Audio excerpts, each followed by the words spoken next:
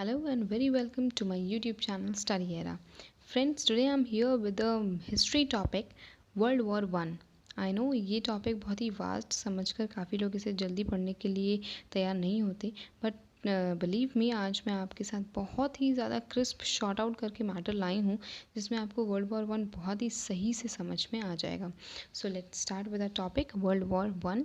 इसके current reasons ये थे कि 18 जून 1914 को जो ऑस्ट्रिया के सक्सेसर थे यानी कि जो अगले राजा बनने वाले थे आर्चड्यूक फ्रांसिस फर्डिनेंड, इनका नाम आप लिख लीजिए, बहुत इंपॉर्टेंट है. उनकी 28 जून 1914 को डेथ हो गई, उनकी और उनकी वाइफ की. ये जो काम था वो उनके दुश्मन जो दुश्मन राज्य था यानी कि सर्बिया, वहाँ के किसी एक इंसान ने ऐसा किया था. उन्होंने गोली मारी थी जब वो अपने राज्य में कहीं अपने महल से बाहर जा रहे थे, तब उन्होंने उन्हें गोली मारी थी. ठीक है, तो ये जब 28 जून को ऐसा न्यूज़ आई वहाँ सक्सेसर्स जो ऑस्ट्रिया के लोग थे उनके पास कि जो ऑस्ट्रिया के सक्सेसर हैं उनकी वाइफ मार दिए गए हैं, तो वो लोग बहुत ही ज़्यादा गुस्से में आ गए और उन्हें पूरा शक था कि ये ज़रूर सर्बिया के लोगों का काम है, क्योंकि उनके बीच बहुत ही टाइम से तनातनी चल रही थी, बहुत दुश्मनी चल रही थी. ये जो ये वॉर था वर्ल्ड वॉर वन, ये 1914 में शुरू हुआ था इस एक मेन रीजंस के वजह से, और ये 1918 तक रही थी. ठीक है, 1918 में ख़त्म हुई थी.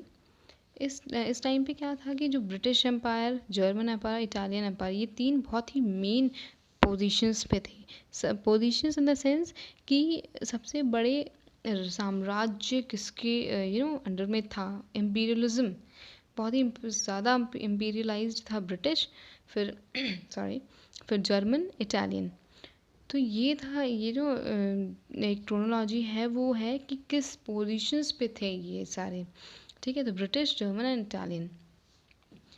एक्चुअली फिर क्या हुआ कि ये जो आप देख रहे होंगे कि मैंने अलाइड पावर्स और सेंट्रल पावर्स लिखे हैं. अलाइड पावर्स और सेंट्रल पावर्स के बीच में लड़ाई हुई थी वर्ल्ड वॉर वन. एक एक करके सब ने एक दूसरे के अगेंस्ट पार्ट्स को ज्वाइन किया. ठीक है, दोनों पार्ट्स को ज्वाइन किया. अलाइड पार्ट्स में Russia, France, Britain, USA, Japan था, और सेंट्रल पार्ट्स में Austro Hungarian empire, Ottoman empire और जर्मनी था. कॉजेज़ एक्चुअली क्या थे इसके? सबसे पहला कॉज तो जो था वो, जो मेन कॉजेज़ थे वो ये थे कि किन किन बेसों पे लड़ाई हुई थी, किन किन बेसिस पे लड़ाई हुई थी. ठीक है, तो मिलिट्रिज्म, अलाइंसेस, इम्पीरियलिज्म और नेशनलिज्म. मिलिट्रिज्म मतलब कि जो हर कंट्री थी वो अपने आप को तैयार कर रही थी कि किस तरह से मैं अपना साम्राज्य पूरा बड़ा कर सकता हूँ. ठीक है, और इसी वजह से ये अपनी मिलिट्री को भी मजबूत कर रहे थे. मिलिट्री इन द सेंस वो अपने आर्मीज़ को, मशीन्स को, टैंक्स, है ना, ये सारी, और बहुत ही बड़ी बड़ी आर्मीज़ खड़ी कर रहे थे, नेवीज़ को बहुत ही स्ट्रॉन्ग कर रहे थे. तो ये चीज़ मिलिट्रिज्म आ रही है. अलाइंस में इन दोनों सब ने अलाइंस, तो आप देख ही रहे हो कि ट्रिपल अलाइंस बनी और ट्रिपल एंटेंट, ये दो नाम दिए गए थे. ट्रिपल अलाइंस एक ये ट्रीटी थी जिसके थ्रू जर्मनी, ऑस्ट्रो हंगरी और इटली, इन तीनों ने ये साइन किया कि कभी भी कोई अगर ऑपोजिट कंट्री से अगर लड़ाई होती है तो ये तीनों एक साथ एकजुट होकर उनके खिलाफ लड़ेंगे. ट्रिपल इंटेंट इनके अगेंस्ट में फ्रांस, ब्रिटेन, रशिया ने ऐसे ही सेम किया. इम्पीरियलिज्म मतलब साम्राज्यवाद. हर कंट्री जो थी वो अपना कॉलोनीज़ बढ़ाना चाहती थी एशिया में, अफ्रीका में. और उस टाइम पे सबसे ज़्यादा, जैसे कि मैंने आपको बताया कि ब्रिटेन सबसे फर्स्ट पोजीशन पे था अपनी कॉलोनी इस्टेब्लिश करने में, सबसे बड़ा कॉलोनाइज़र कहा जाता है इसे. 25% ऑफ द वर्ल्ड ब्रिटेन के अंडर में था. ठीक है, नेशनलिज्म. नेशनलिज्म क्या था कि सब एक राष्ट्रवाद, मतलब कि बहुत अपने राष्ट्र के लिए लड़ रहे थे. सब अपने राष्ट्र के लिए लड़ रहे थे और लड़कर जीतना चाह रहे थे ताकि हर पूरी दुनिया में उनकी जय जयकार होने लगे. ठीक है, तो ये मेन कॉजेज़ थे. और अदर कॉजेज़ क्या थे? देखिए, अदर कॉजेज़ में अब एक बाल्कन्स वाला रीजन था. ये तो वो है ना कि किस लिए किसने किसे ज्वाइन किया, वो चीज़ है यहाँ पे. तो सब ये चाह रहे थे कि उनका नेशन ग्रो करे, पहला तो यही है. तो इसीलिए सब ने अपने अपनी अपनी अपनी शक्ति, अपनी कैपेबिलिटीज़ दिखाने के लिए लड़ाई में भाग लिया. बाल्कन्स एक रीजन है जिसके साथ रशिया का एक अपना ही अटैचमेंट है, तो वो नहीं चाहता था कि वो और किसी भी तरह ऑस्ट्रिया के अंडर चला जाए, क्योंकि वो चाह रहा था कि अगर ऑस्ट्रिया के अंडर में ये चला गया बाल्कन रीजन, तो फिर वो कभी उसे हासिल नहीं कर पाएगा। इसलिए बाल्कन ने क्या किया, वो सॉरी रशिया ने क्या किया, ऑस्ट्रिया के अगेंस्ट ट्रिपल एंटेंट को ज्वाइन किया ताकि वो उससे लड़ सके, और जब लड़ जाएंगे उन्हें हरा देंगे तो बाल्कन रीजन उनके अंडर में आ जाएगा। इसलिए वो ट्रिपल एंटेंट को ट्रिपल अलायंस के अगेंस्ट में उसने ज्वाइन किया था। और इमीडिएट कॉज की बात करें तो इमीडिएट कॉज तो मैंने आपको बता ही दिया, आर्चड्यूक फ्रांसिस फर्डिनेंड जो कि सक्सेसर थे ऑस्ट्रिया के, उनकी डेथ की वजह से, उनकी और उनकी वाइफ की डेथ की वजह से ये वॉर शुरू हुई थी। उनका जो नाम था वो अगले किंग बनने के लिए पूरी तरह फाइनलाइज्ड हो चुका था, और जिन्होंने इन दोनों को मारा था उसका नाम गौरिलो प्रिंसिप था, जो कि सर्बिया का रहने वाला था, गौरिलो प्रिंसिप, ठीक है। और उन लोगों को, यानी कि जो ऑस्ट्रिया के लोग थे, उन्हें पूरा शक था कि ये जो इंसिडेंट हुआ है इसके पीछे ज़रूर सर्बिया है, क्योंकि उन दोनों की लड़ाई पहले से चल रही थी। हम हमेशा जानते हैं कि पहला शक हमें अपने दुश्मन पे ही जाता है, तो इसीलिए उन लोगों ने ऐसा किया। फिर आती है बात कि इवेंट्स कैसे कैसे बनते चले गए WW1 के लिए। तो सबसे पहले क्या हुआ कि जो ऑस्ट्रिया थी उसने सर्बिया के लिए एक, जब उन्हें शक हो गया कि ज़रूर इसके पीछे सर्बिया है, तो उसने क्या किया, ऑस्ट्रिया ने उनके पास अपनी कुछ शर्तें भेज दी, और ऑस्ट्रिया को पूरा हक था कि वो सभी शर्तें सर्बिया नहीं मानेगा। उन्होंने ऑस्ट्रिया ने कहा कि अगर आप ये सारी शर्तें नहीं मानोगे, सर्बिया से वालों से कहा कि अगर नहीं मानोगे तो हम वॉर डिक्लेयर कर देंगे।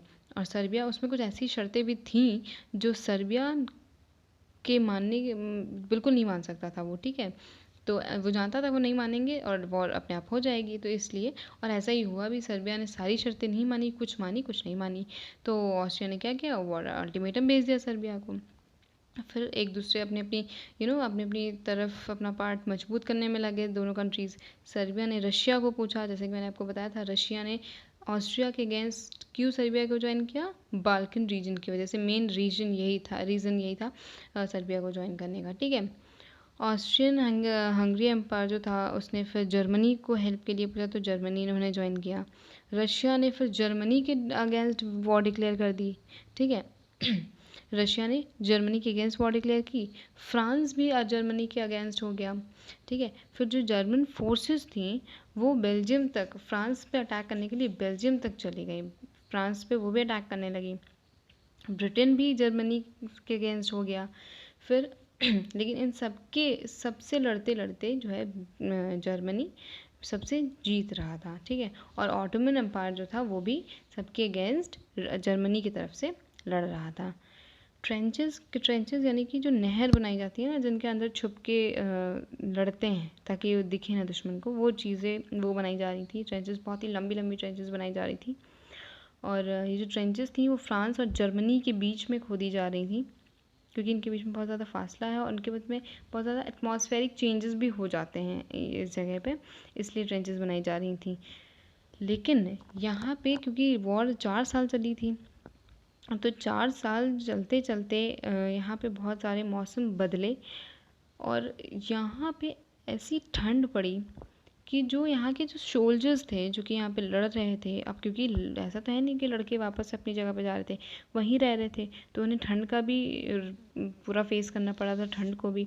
तो उस वजह से बहुत सारे सोल्जर्स की तबीयत ख़राब हो गई, वो मरे, और उसी वजह से और ठंड की वजह से ही उनके पैरों में, मिट्टी में रहने से पूरे टाइम उनके पैरों में फंगल इन्फेक्शन हो गया था, जिसकी वजह से रोज़ एक दिन में 80 हज़ार लोग मारे जा रहे थे। 80 हज़ार सोल्जर्स एक दिन में मारे जा रहे थे, ठीक है।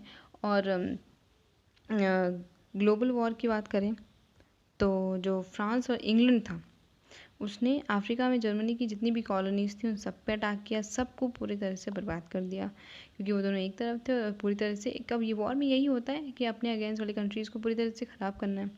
चाइनीज़ कॉलोनीज़, ठीक है, जो थी जर्मनी में, जापान ने उन पर अटैक किया, वो सब ख़त्म किया। और जो ऑटोमन शिप्स थे उन्होंने रशियन सी पोर्ट्स को पूरी तरह ध्वस्त किया, और गैलीपोली पे अटैक किया अलाइड फोर्सेस ने।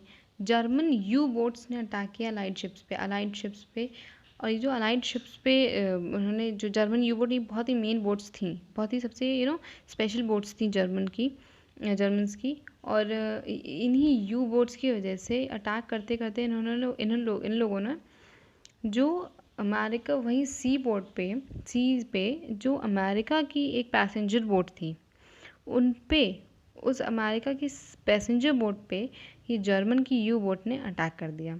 जब उन्होंने अटैक किया इस बोट पे, तो उस अटैक में 1200 लोग जो कि उस बोट पे बैठे हुए थे, उनकी डेथ हुई। ठीक है।